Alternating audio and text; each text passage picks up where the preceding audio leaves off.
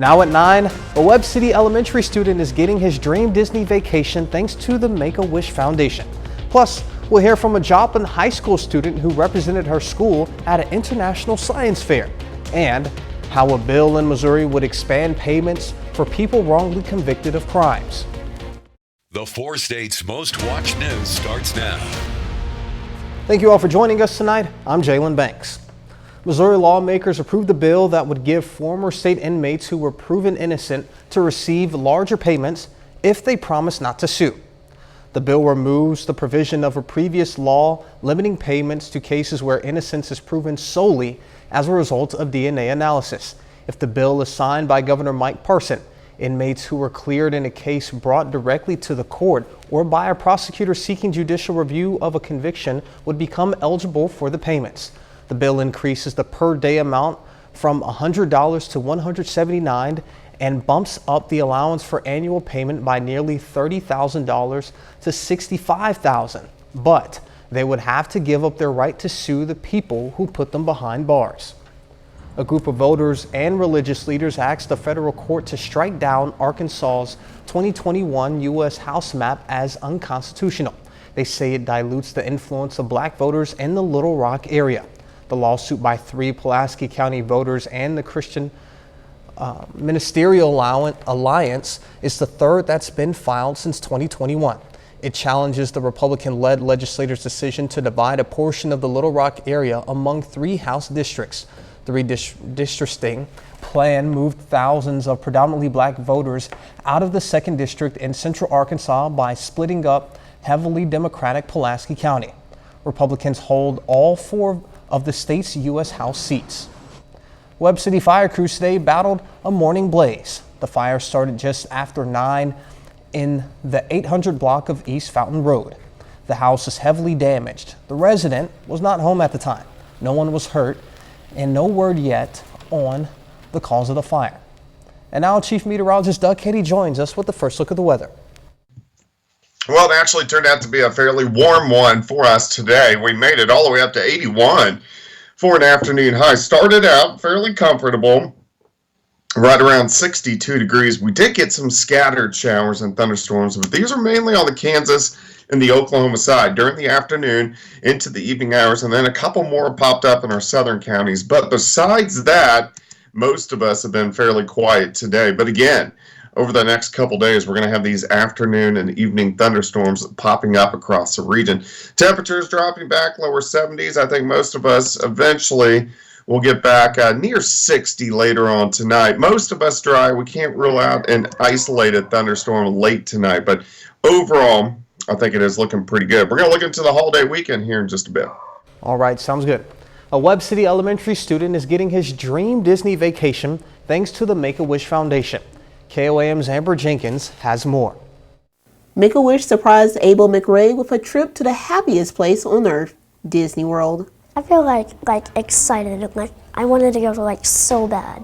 The announcement happened during Abel's end-of-school assembly at Mark Twain's elementary school in Webb City. Almost all of his classmates had no clue about his condition. First off, I was gonna get on some rides, get to the water park and all kinds of fun stuff. Abel was born with a heart condition that only developed half of his heart. By 4 months old, Abel received a heart transplant. You know, the excitement of that, just all the struggles that they've been through as kiddos, to be able to grant something for them, to give them some excitement, some joy, something to look forward to is a great feeling. Brooke Shanks is one of 5 Wish grantors in Southwest Missouri. She loves giving back to kids in her community. He was in the Webb City School District. I have 4 kiddos in the Webb City School District here. I've granted wishes in the Joplin School District, Carthage School District, Carl Junction School District, but this is my first Webb City, so that's really special to me. Reporting in Webb City, Amber Jenkins, KOAM News. Since Abel received his heart transplant at 4 months old, he's been healthy and active. A Joplin High School student is back in town after representing the school on the international level. Anna Barnhart is a junior at JHS with a penchant for science experiments. She spent dozens of hours working with mice, studying how various diets impact simulated Alzheimer's disease responses. That work won her the MSSU Regional Science Fair and several other awards. It also earned her a spot in last week's Regeneron International Science and Engineering Fair in Dallas, Texas. I would actually just like to say kind of a thank you to my sponsor, because I think it's so underappreciated how much she did for me. She sat in a lab with me and collected mice poop for 20 hours twice. And that's something I just don't think a lot of teachers know how much work goes into this program, and I think it's something I will forever be in debt for. Only 1,800 students from around the world are invited to that science and engineering fair. The Giving Branch of Flat Branch Home Loans in Joplin today presented checks to some nonprofit organizations and one individual. The philanthropic group usually receives requests for donations, and this month they received several from the Joplin area. So in return, they held a reception for the recipients. The Giving Branch presented checks to Jackson Badgers, Fostering Hope, Abide Missions Incorporated, and Bright Futures of Joplin. We started the Giving Branch in 2019, and what the Giving Branch does is it helps individuals and organizations in our community with maybe special needs or certain situations. The Giving Branch also presented a check to one person. That check went to Elizabeth Drowning of Carthage, who has an aggressive form of brain cancer. The Giving Branch donated $50,000 to help cover her cost of living, medicine, and travel expenses. The employees of Joplin workshops won't let anything stand in their way. KOAM's Kerry Worthen has more on this story. There's really no limit to what they can do, and in fact, one of the things we say, our ability is greater than our disability. Well, the first time I got this job, it's kind of like a new experience. It makes me feel pretty good. Mark Ardelin is just one of 42 employees working at Joplin Workshop. We just got a wonderful crew of individuals that seem to never have a bad day. They care about each other and work really great completing projects for our customer. The workshop opened in 1966, where they have been employing a developmentally disabled adult. I do different stuff around here, like do bolts and put the small bricks in church pouches all together. All different stuff that I do around here. Jeff Jones is the executive director of the workshop and says there's no limit to what his employees can do. You know, I've done this the past 13 years, and the things that I think are difficult, they knock it out of the park, and you know, and some of the simpler things we might struggle with, but we still find a way to get it done. It's a very neat place and stuff. Even the supervisors are nice. In Joplin, Kerry Worthen, KOAM News. Joplin Workshops is located at 520 South Michigan Avenue in Joplin. Coming up, how two sisters who both dealt with pregnancy complications are shining a light on racial disparities in the healthcare industry. Motherhood helped two sisters develop an even closer bond, but severe complications during their pregnancies pushed them close to the brink of death. They attribute their severe health struggles to a lack of care and attention from the doctors and nurses in charge of caring for them. Now, they're telling their stories to highlight the ongoing racial disparities that advocates say are plaguing the healthcare system. Fox News' Ted Linder reports. The moment a mother welcomes their child into the world is supposed to be life-changing.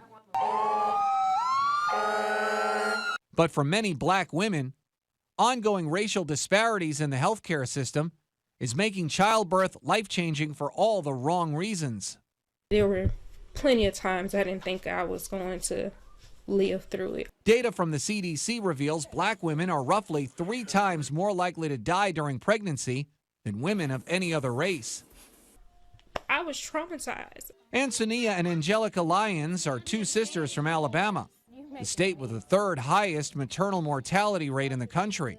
Constantly leaving me in pain. While Angelica was pregnant back in 2019, she started feeling intense pain in her stomach. She was told by doctors that she was experiencing normal contractions, but her condition quickly worsened, and she was admitted to the hospital, where she was throwing up bile, her baby's heart rate was dropping, and doctors said she nearly died from an undiagnosed blood infection. Doctors wound up performing an emergency C-section months before her baby was supposed to arrive. I was on life support for 2 or 3 days. When Ansonia became pregnant in 2020, she began vomiting up blood and spent months in and out of the hospital. 21 weeks into her pregnancy, she was diagnosed with congestive heart failure, and her baby was also delivered early via C-section. The CDC says racial disparities do exist in healthcare and advises medical professionals to combat and address unconscious prejudice thinking in hospitals. Ted Lindner, Fox News. Moving to a wealthier neighborhood may be good for pregnant moms and their babies.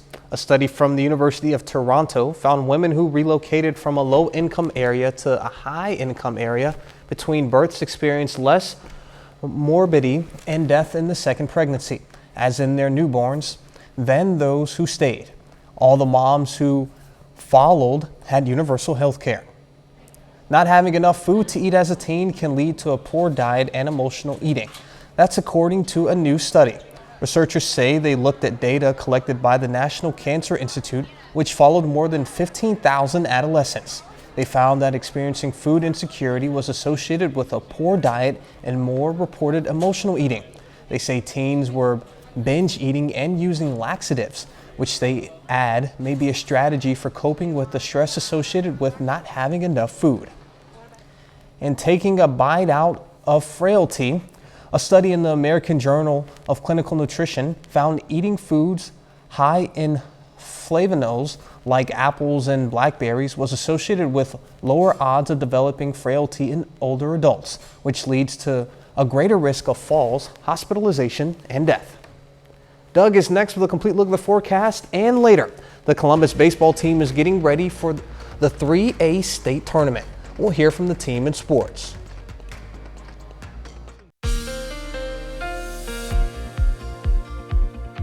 Well, of course, today turned out to be a decent day once again. We did get some scattered thunderstorms, especially on the Kansas and the Oklahoma side during the afternoon into the evening hours, but the Missouri side ended up staying mainly dry. So that's why rainfall for today, at least at the Joplin Airport, none. For the month, doing pretty well, 4.3 inches. We could use some more because we're still almost 5 inches behind for the year. And the new drought tracker, that's going to come out for us tomorrow, so we'll see how our drought is doing, especially on the Kansas side, once you get into southeastern Kansas. All right, those isolated thunderstorms we had earlier this afternoon into the evening hours, most of those are gone. We still have a few stray little thunderstorms out there. You can see one just near Grand Lake and then into northwestern Arkansas. Besides that, most of us are pretty quiet. We're losing the heating of the day.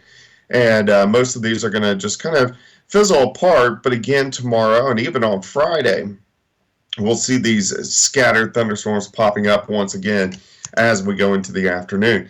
Temperatures, most of us right now kind of hovering near 70. I do think eventually we'll drop back near 60 later on tonight. So 66 by 11, 61 by 7, and then rebounding back to 76 by 10 a.m. So an overnight low right around 60 degrees. All right, let's step through your next 60 hours. By morning, I think most of us are going to be sitting lower 60s, but pretty much clear skies. We'll get some clouds in here late morning. Could even get an isolated shower, a thunder shower early afternoon, very similar to what we saw today. You can see these really popping up on the Kansas and Oklahoma side. So hit and miss, temperatures a little warmer. Most of us go up to about 83, 84 degrees for an afternoon high. And then again, once we lose the heating of the day, any thunderstorms that are out there will dissipate by the time we get into Friday morning. Friday afternoon, if you're taking that day off to have a long 4-day weekend, overall it looks pretty good. But again, we're going to get some of those isolated thunderstorms as we head into Friday afternoon.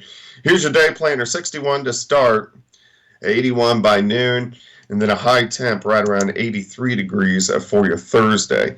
Let's jump into your weekend. We're going to go to Saturday. A lot of people hitting the rivers, creeks, streams, lakes, pools. It's actually going to be a little bit cooler. I still think most of us about 75 to 77, but still a little bit cool for the unofficial start of summertime. On Sunday, we do warm back up near 80 for afternoon highs, and then on Memorial Day itself, we could get a few scattered thunderstorms in here, especially once we get into Monday afternoon.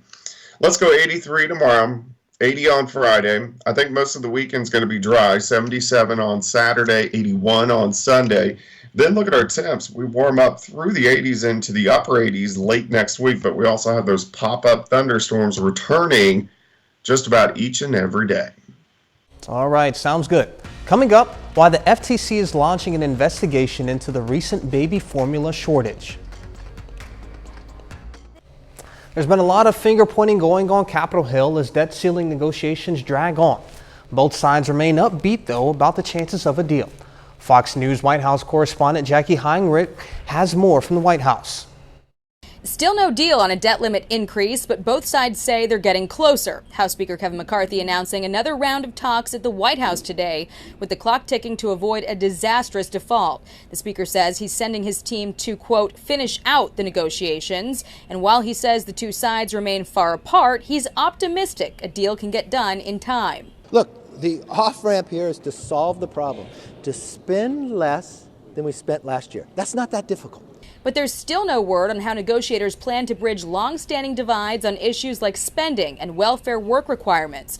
Those are said to be the two main sticking points at this time, with rank-and-file Democrats and Republicans both claiming they've made significant concessions. There is only one group of people in Washington, D.C.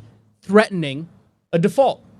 It is extreme MAGA Republicans. Look, American people are not buying the political game that President Biden is selling. The Treasury Department is now asking federal agencies to clarify their debts and payments for the coming days so they can predict when America will run out of money. But some administration officials say the damage is already being done. We are seeing some stress already in Treasury markets, and I think that should be a reminder of the importance of reaching a timely agreement. The Treasury says it expects the country will run out of money to pay its bills in the first week of June. At the White House, Jackie Heinrich, Fox News. The Federal Trade Commission is looking into the recent baby formula shortage in the U.S. It's launching a public inquiry into what caused it and what might have prevented regulations from responding to it effectively. The FTC says it also wants to hear from consumers. The commission says it's looking into potential price gauging fraud or other deceptive practices. Estimates show about 20% of baby formula products were missing from shelves in July, following a producer's recall. Netflix is starting to crack down on users who share passwords despite not living together. In a letter to subscribers, the streaming service offers two alternatives. They can transfer a profile to a new member and pay for that person, or add an extra member for about $8 a month. Netflix says it allowed password sharing in the past to fuel growth, and that led to some 100 million households doing so. Now, it wants to focus on its revenue as opposed to subscriber base. Up next, we'll learn the story behind these police horses enjoying a drink from a historic fountain. United States Park police horses enjoyed a splash and a sip from a fountain near the Ellipse in Washington, D.C. The video shows the horses drinking from the Butt Millett Memorial Fountain, which is dedicated to Archibald Butt and Major Francis Millett, two men widely known in Washington's cultural, social, and political circles who died in the sinking of the Titanic, according to the National Park Service. 30 more minutes news, weather, and sports coming your way. Why Joplin Public Library members will need to fill out new registration forms to continue their account. Plus, weather tracking at KOAM is about to get a new tool to give you weather information in a new way. The Joplin Public Library is asking library card holders to visit with them to keep access to services. KOAM Jean Hadala spoke with the library director and residents about a change with the current system. The Joplin Public Library is revising their registration form. They ask residents to fill a new form to stay eligible for services. There's been a change on the state level where we have to be in compliance with the administrative rule by July 31. And so we had to revise some of the library policies that we have, and in turn that meant we revised our registration form. And so people who have a library card have signed a different registration form than the one that we currently have. And so we just need them to sign the updated version. Unless a resident fills the form, their account will expire and be temporarily inaccessible starting May 25th. Library Director Gina Cockley says cardholders do not have to be present to do this. If you're able to download the form and fill it out and sign it online and email it back, that's great. You could also download it, fill it out with a pen, scan it in, email it back. Gockley says out of 8,000 emails they sent to current cardholders, they have seen about 400 residents to show up and fill the new registration in a day. Residents we spoke with say filling the form was quick and easy as it can be completed in a few minutes. You do not have to bring in photo ID, you don't have to bring in current proof of your address. If you already have a library card, Gockley says this is a good time to clean up some database. We have a very old database that has library card registrations in it. And so we have about 29,000 card holders in the database, but really only about 13,000 of those people have used their card in the last year. In Joplin, Janna Hautala, KOAM News. Gockley says residents who have their Wi-Fi hotspots already checked out can continue to use them, but they will eventually have to come in and update their form if checking something out in the future. Joplin schools today gave residents and alumni a chance to walk through Columbia Elementary one last time. The building is set to be demolished this summer. It was originally built in 1927 to replace Columbian Elementary, but Columbia and West Central Elementary students now attend Dover Hill Elementary, meaning the building is no longer in use. You know, it's very emotional just walking up. I started getting emotional. This building, although it's old and falling apart, has lots of wonderful memories for, lots of wonderful kids came through here, lots of families, teachers, staff. I mean, it's just nothing but good memories from this place. The district says it will complete an asbestos abatement process before beginning demolition. The city of Joplin is holding its latest sesquicentennial event tomorrow. Central Christian Church is hosting this month's Joplin Goes to the Movies. Tomorrow's movie will be There's No Business Like Show Business, starring Marilyn Monroe, which follows a family of performers when a love interest threatens to break up the act. Officials say these events bring the community together. But you've got to see the lobby. It is a relief of the outside, and the lobby is a Spanish revival.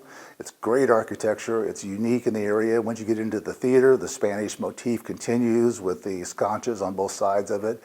The movie will begin at 6 p.m. at Central Christian Church. Tank Connection today celebrated 20 years in the Southeast Kansas community.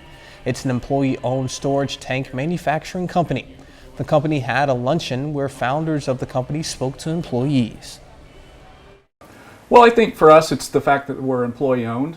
We're very much a family-oriented business. We want to support the community. Our shared purpose with this business is to create generational value for our shareholders and our employee owners. The luncheon was at Tank Connection headquarters at 3609 North 16th Street in Parsons. We have a brand new tool to keep you informed of changing weather conditions. Chief Meteorologist Doug Hetty has more. There's a new addition to the KOAM Skywatch weather team going the extra mile to keep you and your family safe during hazardous weather. This is the new Skywatch Storm Tracker. The Storm Tracker can go live anywhere, anytime, allowing our team to give you an up-close look at severe weather as it rolls through the region.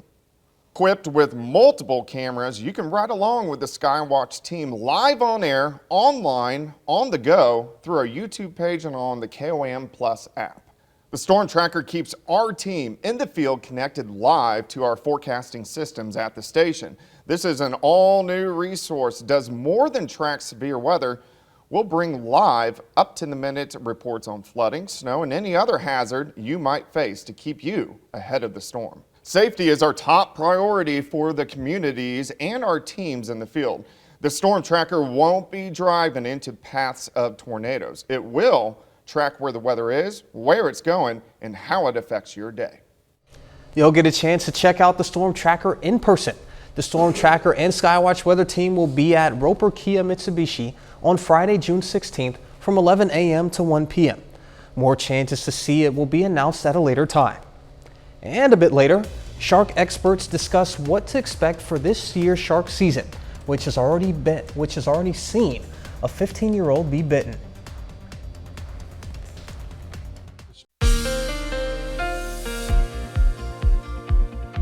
Well, of course, today turned out to be a decent day once again. We did get some scattered thunderstorms, especially on the Kansas and the Oklahoma side during the afternoon into the evening hours, but the Missouri side ended up staying mainly dry. So that's why rainfall for today, at least at the Joplin Airport, none. For the month, doing pretty well, 4.3 inches. We could use some more because we're still almost 5 inches behind for the year. And the new drought tracker, that's going to come out for us tomorrow. So we'll see how our drought is doing, especially on the Kansas side, once you get into southeastern Kansas. All right, those isolated thunderstorms we had earlier this afternoon into the evening hours, most of those are gone. We still have a few stray little thunderstorms out there. You can see one just near Grand Lake and then into northwestern Arkansas. Besides that, most of us are pretty quiet. We're losing the heating of the day, and most of these are going to just kind of fizzle apart. But again, tomorrow and even on Friday, we'll see these scattered thunderstorms popping up once again as we go into the afternoon.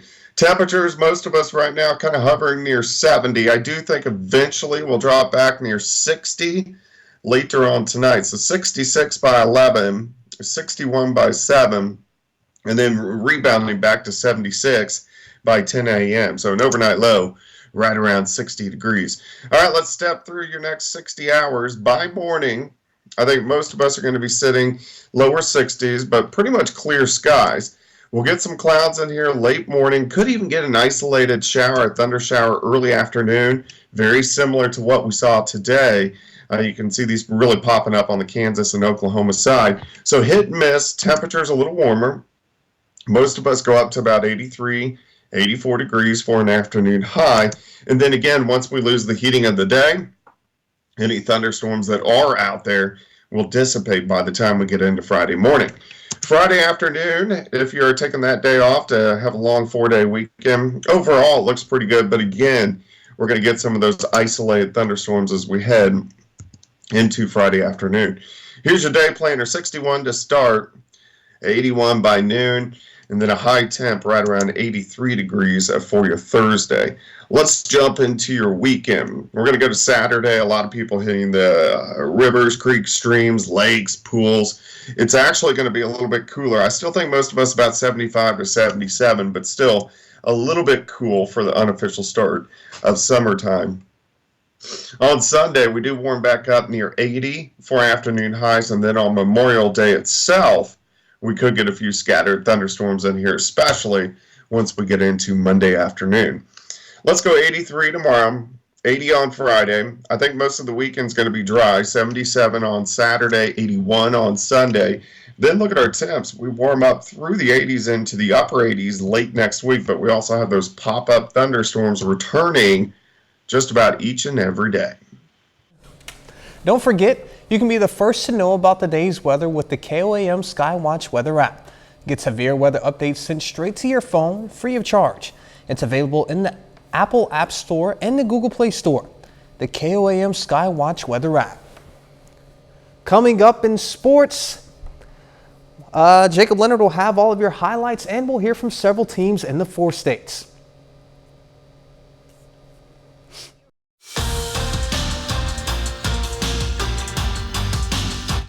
Well, tonight is a big night for the Liberal High School baseball team. Liberal has a chance to move on to the state semifinals this evening, hosting the St. Elizabeth Hornets. Now, the winner of this one moves on to play in the Final Four in the Class 1 state bracket on Monday in Ozark.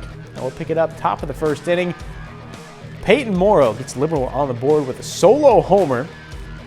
Bulldogs go up 1-0 with that.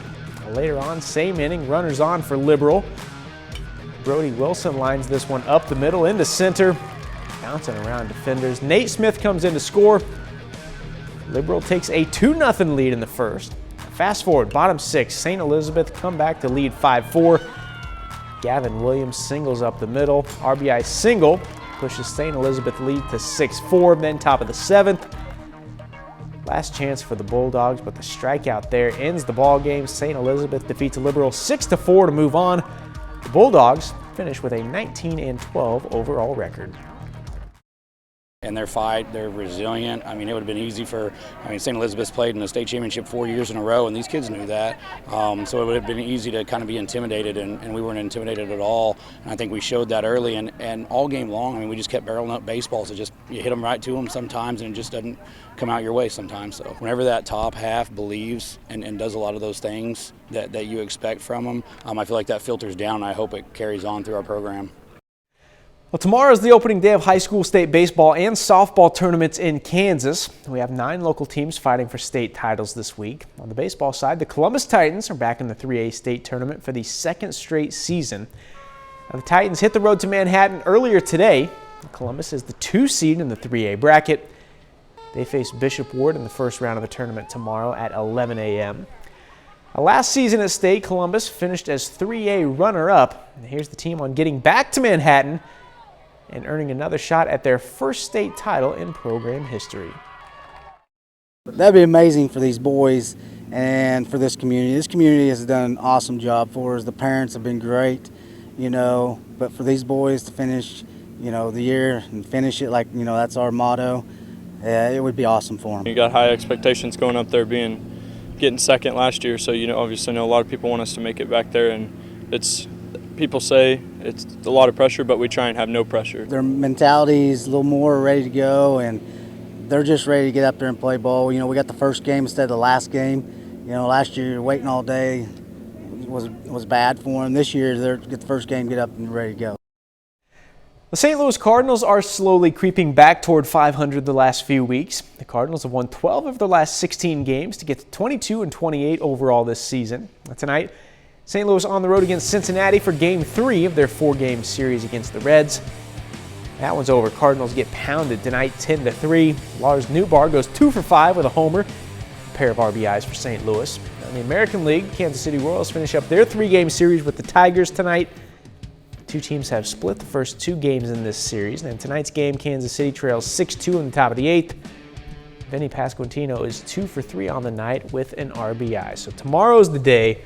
Finally, I feel like we've been talking about it for a long time. 9 local baseball and softball teams playing in state tournaments, 5 baseball, 4 softball, so it'll be a busy day. And, of course, we'll have the latest from that tomorrow night.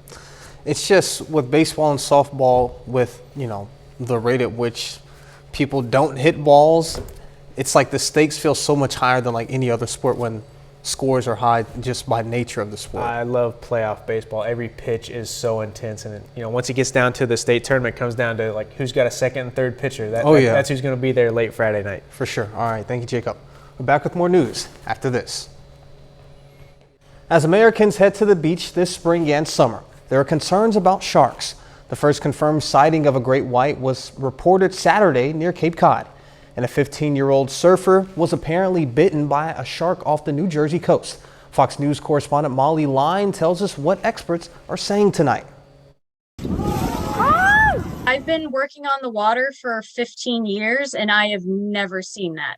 Shark season is getting a grisly start in the waters off Cape Cod. Whale watching customers and crew got more than they expected over the weekend, witnessing a great white shark devouring a seal.